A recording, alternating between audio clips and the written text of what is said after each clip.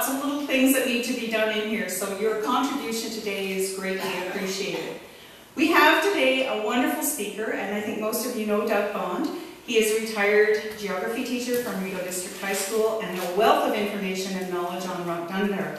Behind me is a slideshow that was taken by a young man by the name of Robert Ewart, and it's just pictures of the hike that you might, parts of the rock that you might see when you're taking the hike. So this may be familiar to you once you get up on the rock. Doug, I'd like to turn the show over to you.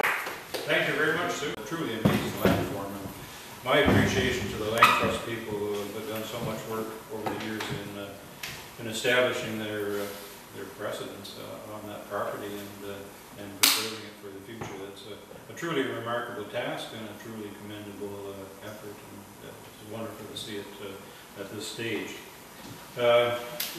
Anyway, I want to talk. I was asked to talk a bit about the geology of Rock Dunder, and it's a truly amazing form. And I'll show you a couple of slides I have of the site a little bit later.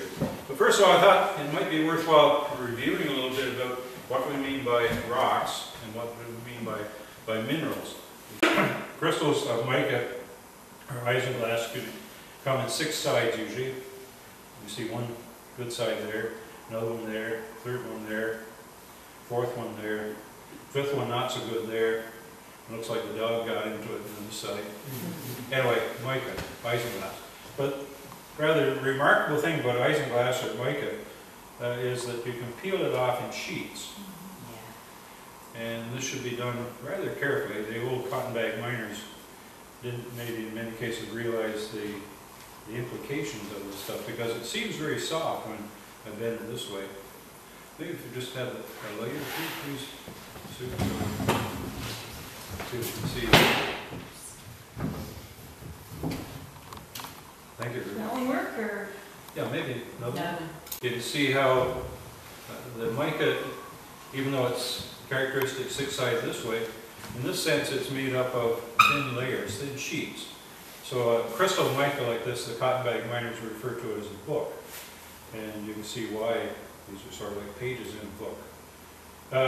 And so the atoms that make up the mica, the oxygen, the silicon, the aluminum, and the iron that make up this particular crystal structure are very strong in this way, but very weak in the combination of layers this way. And so it could be peeled away. It made excellent fronts for that's right, the old box stoves in the parlor. Well, none of us here are old enough to remember. The irons. That's right. Toasters, they use some toasters. Toasters, oh yeah, those old toasters with the 2 doors. Yeah, they were mine. Yeah. And they used them for submarine windows. That's right. And they used to use them for stained glass windows in cathedrals back before they had the colored glasses. Yeah, the old toasters, that was commonplace. I think many of us remember the smoke pouring up before you got to the doors to open them. But anyway, mica, extremely valuable not only for some of the reasons we mentioned, but remember those old radios we had with the tubes? Oh, yeah. And if you took the top off, as I often did, and fiddled around and put a screwdriver in there and wondered why sparks flew and stuff like that. You'll notice at the tops of the tubes there were layers of this mica to separate the various electrodes to keep them apart. So it's an insulator, it's it's very heat resistant, so it was valuable in a lot of different uses back many years ago. So the cotton bag miners attacked the local deposits of mica that they could find in this area of the Frontenac axis. So keep in mind that the Frontenac axis is this amazing branch of the Canadian Shield. The Canadian Shield, of course, swings that way all the way up to Labrador to the east of the Hudson Bay. It goes around that way, all the way to the west to the far north, the North Territories. But there's this amazing branch of the Canadian Shield that extends down through here, across the Thousand Islands, and into the Adirondacks of New York State. That's the part of the Canadian Shield that we, of course, see. There are parts of the Canadian Shield that go down underneath southern Ontario. The bluish area is not water. That's sedimentary rock. So it extends, the Canadian Shield extends all the way down underneath a major part of the United States, and in fact some even trace it as far as northern Mexico. So next time you meet some American friends, advise them that Canada has been supporting the United States for the last billion or so years.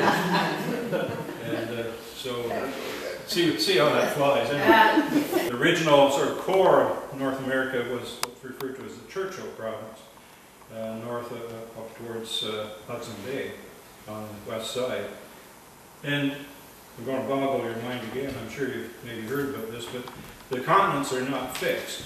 The continents are, our continent of North America and the other continents are actually floating on a very, very plastic interior called the mantle. And then underneath that is a very, very hot core of iron, nickel, and radioactive stuff. So, the mantle, the plastic that's, I can stand hard enough, no, I can't quite get to it, it's about 5 or 6 kilometers down there. Underneath a big mountain range like the Himalayas, it would be 20 or 30 kilometers. But if you were to make a model of the Earth as high as this room, about 10 feet, the crust, you know, this crust of the Earth that we mine, Tactiberries is moving around at a great rate, and we build cities on it, like the World Trade Centers, which of course has tragic significance. But excuse me, the Earth's crust is actually extremely thin and very, very tenuous. And if you were to build a model 10 feet high, it would actually make the crust to be in scale out of very fine tissue paper. And so the Earth's crust beneath this landscape is actually extremely tenuous, very, very prone to movement as earthquakes cause it to do so. The continents have been moving around and they've been growing. And that really gets back to this point. The North American continent started out as sort of the core of the Canadian Shield, a fairly small area called the Churchill province. And as the continent, this proto-continent moved around, it piled up an area to the northwest called the Coppermine province, and then moved to the northeast and piled up what is now a major part of Labrador and northern Quebec, referred to as the Nain. And then it moved to the southeast, and it piled up like a snowplow moving along the ocean crust that's underneath it, and piled up a new range of mountains that ran all the way from what is now Labrador all the way down to Kansas, referred to as the Grenville Mountains. And that's what we see here, especially as you go up here beyond Westport, up into this area of the Canadian Shield. But we have this amazing branch down here that has this incredible assemblage of minerals. Of course, the continent hasn't stopped there. It has moved, piled up the Appalachian Mountains down here farther this way. Presently, it's moving to the northwest, and it's piling up the Rocky Mountains, the Cordillera to the west. And they're predicting, stick around folks, I'm planning on for another 100 million years, and it will actually slide into the Arctic, and we'll join up with Russia. I don't know whether they'll be happy about that or we should be, but anyway, that's the way our continent is going. Australia, hey, this would be neat. We'll end up at the Australian beaches off British Columbia. Anyway, but you have to stick around for a while for that. What I'm getting back to here is this list down the side of the different kinds of minerals that you can find in this part of the Frontenac axis illustrated by the Gananoque area. This is a very old map. It dates back, it looks at by the stated, but dates back to the 1930s when much of the research was done. Keep in mind that Kingston's Queen's University School of Geology was at one time a world leader, one of the 7 top universities in the world in terms of hard rock geology. And it was because of this incredible laboratory of minerals that they have here. Very often on a map of this scale, a map of this size, you'd see maybe 2 or 3 different minerals. This one has 30-some minerals. They claim that there's more different kinds of minerals within 100 kilometers of Kingston than within 100 kilometers of any other city in the world. And it's thanks to this beautiful pattern through here. It's almost a work of art, almost the colors. And Rock Dunder is one of a number of what are referred to as plutons. So there's the Lyndhurst laccolith, the Lyndhurst pluton. There are the There's the Wolf Lake Pluton up here. There, the sort of pinkish red circular areas like there. This is the Rideau Lakes Pluton here, and a number of other ones in the local area. So this incredible assemblage of minerals, including mica that we find in the local area, including the feldspars, including quartz. But all of these minerals have a fixed chemical formula, and they also have, under certain circumstances where they have a chance to form crystals, they will also have a definite crystalline shape. So there are minerals, for instance, the rock-forming minerals, quartz, feldspar, and mica. There are the industrial minerals like calcite, for instance, used for making cement. The metallic ones are extremely important because they're the ones like iron that used to be mined at Newborough at one time provided about 1/10 of all the iron that was smelted in the northeast in the United States. Magnetite from Glendale, pyrite, fool's gold, find around just good. I think all of us remember as kids swimming somewhere around the lakes and seeing gold there, reflecting in the sunlight. Holy smokes. Struck it rich, Dad. Well, just fool's gold, son. And so the industrial minerals, the gem minerals, of course, are the ones that we highly prize and are usually very, very rare. Diamonds, for instance, being also the hardest known minerals. So minerals are naturally occurring inorganic solids, definite hardness, have a fixed chemical formula and a characteristic crystal shape, and their color, don't count on color. Color can vary enormously. But if you take a big pot and mix it up with stew, you know, you take 2 potatoes, maybe you want 3 potatoes, maybe you want 1 carrot or 2 carrots, maybe you want beef, or mix in slice up some beef, or sardines, for instance, or whatever you might want to put into the stew. But if when you're making a stew, you know, it doesn't really matter whether you put in 3 shakes of pepper or 15 shakes of pepper or cayenne or whatever. Well, it doesn't matter to some people. Anyway, the difference between a mineral will always have a fixed chemical formula, and a rock, it's a mixture, and it can vary from here to Sealy's Bay in terms of the actual mixture of a particular rock. So you take quartz, 65%, maybe 70%, probably not less than 65 though, maybe 80. Quartz, silica, and maybe 20%, 15, 20, 25% feldspar. And you take hornblende, the little black crystals of hornblende in this, mixed in with this part of the feldspar here. And maybe some biotite mica. By the way, there are different, many different colors of mica, talking about various colors. Some that are beautifully clear, referred to as muscovite. And this is biotite mica, which is a very black colored mica. But anyway, 65, 70, 80% this, 20% this, maybe a few percent of this, and boil it all together, stir it up, get it to mixing in what's referred to as the vortex by Professor Wynne Edwards of Queen's University many, many years ago. And you end up with what? Granite. So these 3 minerals, quartz, feldspar, mica, stir them all together and you can take it for granite that's granite. And so the darker the mineral, the more colorful the mineral, the more dominant the color of the granite.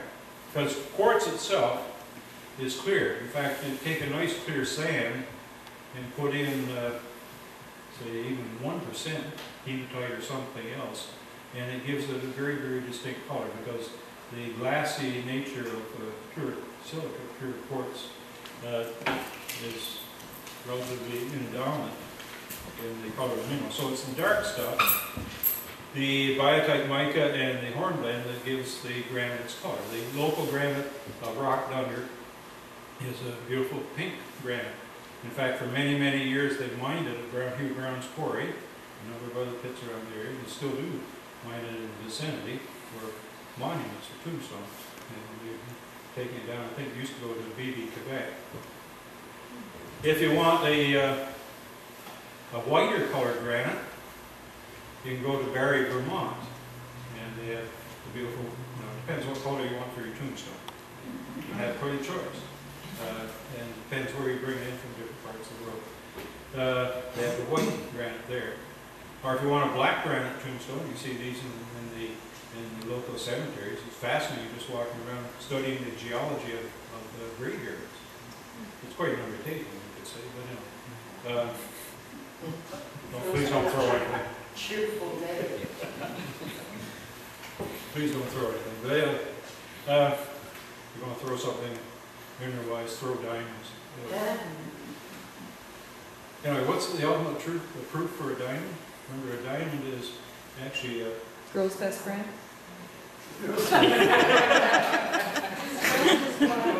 Was it say marriage starts off with 2 hearts on a diamond? Anyway, no. Anyway, a diamond is pure carbon.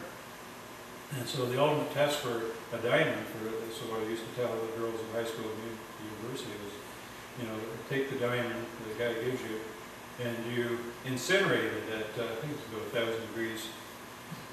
And if it totally disappears, because it's pure carbon, it'll turn into carbon dioxide and it'll just disappear. And so if you incinerate it at 1,000 degrees, it totally disappears.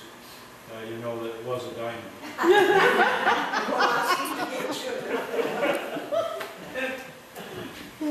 Anyway, I mentioned the pink granite that they mine, and they still do mine in the local area for cemeteries, for tombstones, and other monuments. Barrie, Vermont. Interestingly, the connections we've had over the centuries with Vermont. Abel Stevens came up from Vermont to settle the Elder area. We inherited cheddar cheese from Vermont, and most of the boys that were connected with that rather unique state of the United States. But anyway, Barrie, Vermont. If you want black granite, you can go to granites from Norway, for instance. You generally have to, in picking your tombstone, make sure you always pick tombstones that come from the same sort of climate.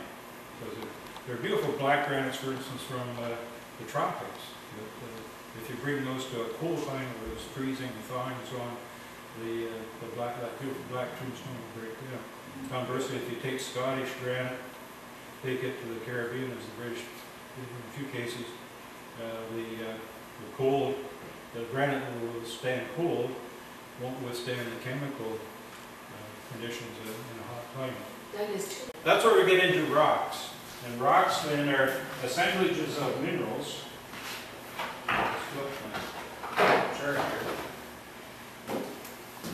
So rock and roll. And these are mechanical mixtures of different minerals. Sometimes just 1 or 2 minerals. In the case of limestone, for instance, it's the product of ancient and tiny animals that lived in the water, and seas, and accumulated. Seen those pictures taken deep down in the Atlantic Ocean around the Titanic, and it almost looks like snowfall. And you might wonder, well, maybe it's a problem with the camera or something like that. But it's just the constant dropping down through the depths, into the depths of the ocean of the tiny critters that live up near the surface, foraminifera, diatoms, and things like that. And they're constant. There might be the odd beer bottle tossed in by a ship going over or something like that. But limestone is largely made up of calcite, the stuff that's in your bones, the stuff that's in shells of tiny animals. Other rocks are made up of many different minerals in assemblage. But rock salt, for instance, 99% halite, which is NaCl. There are 3 families of rocks. There's a sedimentary family that we can see especially around Elgin, and was extremely important in the building of the Rideau Canal because the sedimentary sandstone there, Nepean sandstone is referred to, is made up of little particles of shattered quartz from beach sands from millions and millions of years ago. River clays make up shale, and they can get eventually metamorphosed, baked, and changed through time into slate. Stuff that we used to use many, many years ago in school blackboards. River beach gravel can become a conglomerate. Humus becomes lignite coal, and the shells become limestone. So the three families of rocks: the sedimentary ones, the metamorphics, and this is where just about anything that can happen to a rock has happened to it, and you can find just about all of those things from volcanics, metamorphosed, everything through the Frontenac axis here, and then into the igneous category. And that's what we want to deal with here, because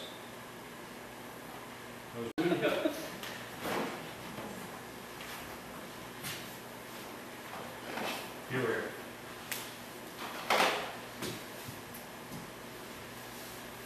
Rock Dunder, along with these other plutons that I've pointed out and several others, had its origin deep within the Grenville Mountains a billion years ago. And it's associated with volcanic activity. Deep down here within the Earth's crust, 5, 10, 15, 20 kilometers, there is enormous heat and pressure. And the source of the liquid rock that was generated is referred to as a magma chamber. The coast mountains of British Columbia is an enormous magma chamber that's being exposed. And in the case of British Columbia, there's no volcanic activity presently associated with it, but a little bit farther south there's a place called Mount St. Helens. So anyway, if the magma comes straight up, or relatively straight up, usually zigzags through a number of tubes, so this is highly simplified, it comes out as a volcano. And builds up a cone. You could say a volcano makes a complete ash of itself. But anyway, also used to tell the kids that a volcano, great place for some very hot necking. Please don't throw anything at it. In various places, such as in Morton Park, as you go down through the park just up the road here, you can see places where black rock, what's referred to as trap rock, necks have been left in the rocks. As you walk down through the park, you can see those. In other places, enormous amounts of liquid rock are injected into sort of vessels within the surrounding rock. So you think of the surrounding rock is called post rock, maybe way up here at the top, snow-capped peaks of the Grenville Mountains, the Rockies, sedimentary rock, metamorphics. But down here is the liquid stuff, the igneous material, what's referred to as a pluton. Next time you hit your finger with a hammer, don't yell and scream and swear and stuff like that. Use it as a scientific opportunity to watch what happens. And watch the blood gradually come in underneath your fingernail. Just stay calm and watch the blood come in under your fingernail. And that's on a very microscopic scale, basically what's happening here. You get this big blister. In the case of the Lyndhurst pluton, Lyndhurst laccolith, Lyndhurst vortex is a term that Professor Wynne Edwards gave to these structures. It's being drilled over on the Lyndhurst side, and they drilled it 1,400 feet to get from the top to the bottom. Because what happens over time, of course, the sedimentary rocks are all eroded away over the last billion years. The metamorphics are largely gone. You can find them down near Black Rapids on one side and over near Whitefish Lake. It all gets eroded down. Rain, snow, miles and miles, kilometers and kilometers of stuff get washed away, and you end up with the structures like the dike, the sill, and this crystalline igneous granite. Very rugged landscape from Lyndhurst over to Whitefish Lake. And as I say, at least 1,400 feet thick over here on the Lyndhurst side, and about 1,000 feet thick. They test drilled it at the ground quarry, Hugh Brown's quarry on this side. So that's a little bit about it. Okay, we'll leave that because this is a place that anybody recognize? Lyndhurst is just down that way. Oh, okay. And this is the road over the landscape. And just near the intersection with Linders, I forget the number of the road. 3. 3. Beautiful exposure of the granite. Same granite that you find over on this side of the Blue Town or Lackleth at Rock Dunder. But you can stop your bus and take a group of kids and they can chip away at the sample. It's a beautiful granite. Hate to tell people from Westport this because they also have granite in Foley Mountain and Spire Rock, of course. But this granite is more uniform. In other words, it's stirred and mixed better than the granite at Westport. So that's that one. And this is part of the one of the old granite quarries over on Hugh Brown's farm at near Rock Dunder. Dunder's Mate, and if you drive up the road, you'll actually see where they've been mining. I think they're still mining on occasion there. I remember years and years ago, I followed a big transport out. It was rather amazing. A big transport headed for Quebec, but it had 2 small blocks, no higher than that. And it was obvious that he was using every gear in the box in order to get it moving. But they did a lot of mining. Remember, quarrying have made these better terms for granite at the site for monuments.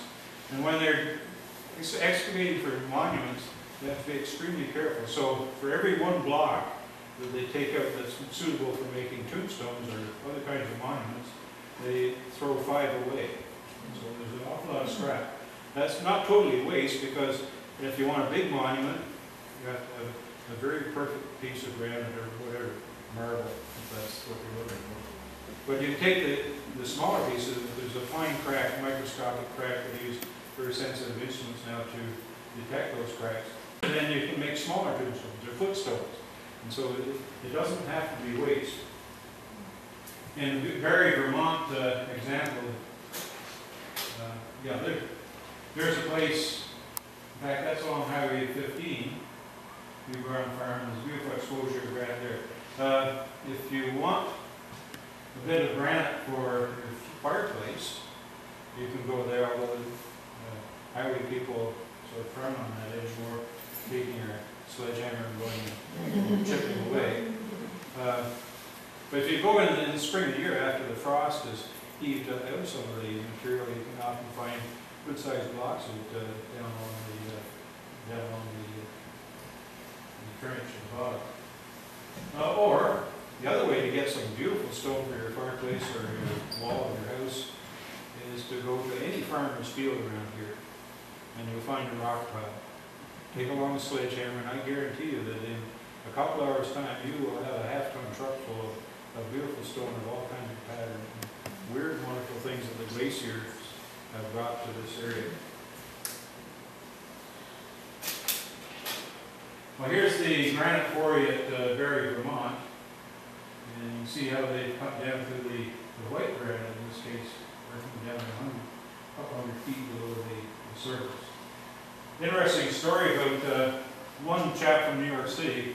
I don't know whether he was connected with the mafia or what, but he wanted his mausoleum an exact replica of his Mercedes 5000. And so wherever they're going to get a block of granite so perfect that they could get something of that size. So it took them 18 months working through the quarry, looking at different sites and finding one that they could actually have the dimensions of the Mercedes. And they were able to duplicate everything. How many tons it weighed is amazing, but anyway, they were able to duplicate everything except the tower antenna. So a little bit too big and funny for their work. They were working on that particular surface when I was there some years ago. And there's their stockpile. So if you want white granite tombstone, that's where you get it. Another place where one of these plutons, these lackliths, shows up is out on the prairies. They're fairly common igneous feature, but as you go across the Dakotas, across the plains where the native people of the plains lived in harmony many decades, centuries ago. You climb up into an incredible set of hills that even on the hottest summer's day in the prairies, it was a beautiful place of relief. And this was a religious place for the Lakota Indians. They could find solace, they could find cool and shelter, even in the most intense of summertime, up in the Black Hills. And you get some idea that you're gaining a fair bit of altitude when you look at the road down here, and the switchbacks just to get up into this part of the mountain. You can see the layers of rock here, all pitching down this way. They've been bent up into the back of the picture.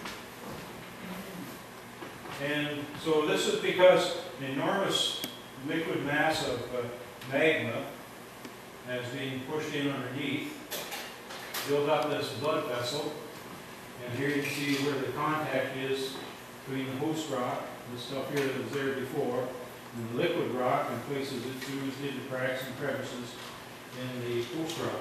And you can find that same around the Rio Lakes, just near Muskrat Bay on Big Rio. There's the peak of the Pluton right there. Remember, this was a very sacred religious area for the Sioux Indians, the Lakota Indians. And so it was a real kick in the face for these people who had the great white fathers of the United States looking down over their sacred territory. Remember, the Lakota Indians, Sioux Indians, were the people that Custer, they were part of the demise of Custer. So, rather bitter feeling between the Native people and, of course, the politics of Washington that sort of imposed this view over the sacred land. But anyway, this is white granite.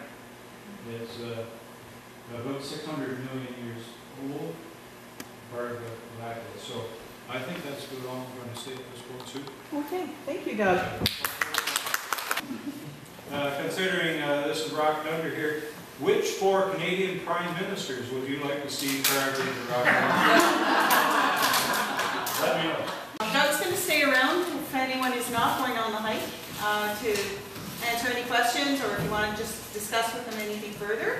We have Dave Walker here from the Rideau Waterway Land Trust. Dave is the person who will be leading our hike, and I think he has a few words to say about Rock Dunder as well.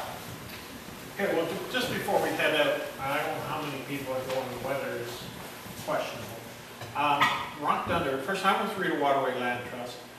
Rideau Waterway Land Trust was formed in 1996. We're part of, although not formally by governance, but we're part of an international land trust movement. Just last week I was in Salt Lake City meeting with some of the other international land trusts from Chile, Argentina, England, Australia, the list just went on. But we were formed in '96 by a group of concerned residents, and quite honestly, most of them were from the Shaky Slots area, but now we work from Kingston through to Ottawa. We have 19 properties, of which Rock Dunder is one. Since we acquired Rock Dunder in 2006, we have added another piece to it at the far end. And as I say, the land trust is totally funded by donations and by our members, and it's through their kindness of the members and the board that the public is able to tour and use their sites. This winter they will be having meetings with stakeholders. It's with 19 properties, and some of our volunteers are aging. So we're going to have some meetings with stakeholders to make sure that we can keep these properties open. But in the meantime, as I say, we will have to do something. So having said that, the Rock Dunder Trail, the main trail which we'll go on, which goes to the lookout, which is 275 feet above Morton Bay. On a clear day, you can see down to the Thousand Island Bridge, you can see over to Charleston Lake and so on. Today, probably not. It's not quite 4 kilometers. It'll take us, and we'll move as quickly as we can because of the weather. It'll take us a couple of hours to do it.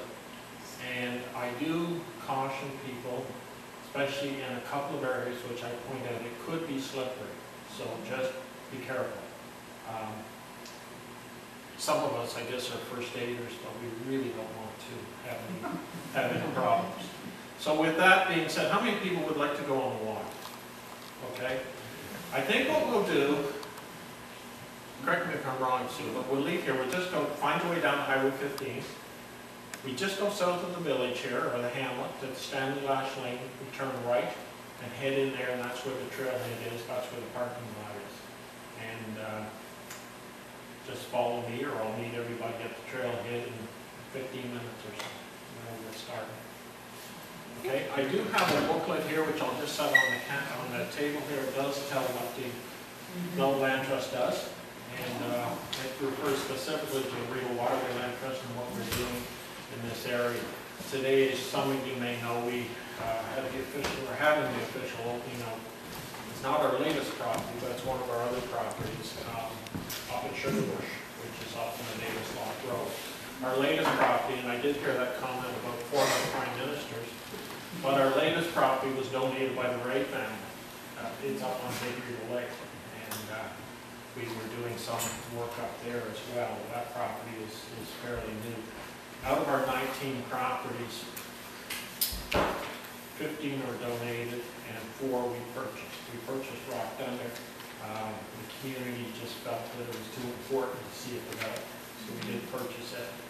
And we happen to purchase Sugar Bush as well. But most of our properties are donated by benevolent people from the area. Okay? What are we looking at? Which direction? Where are we? Where's that over there? Oh, I think we're looking.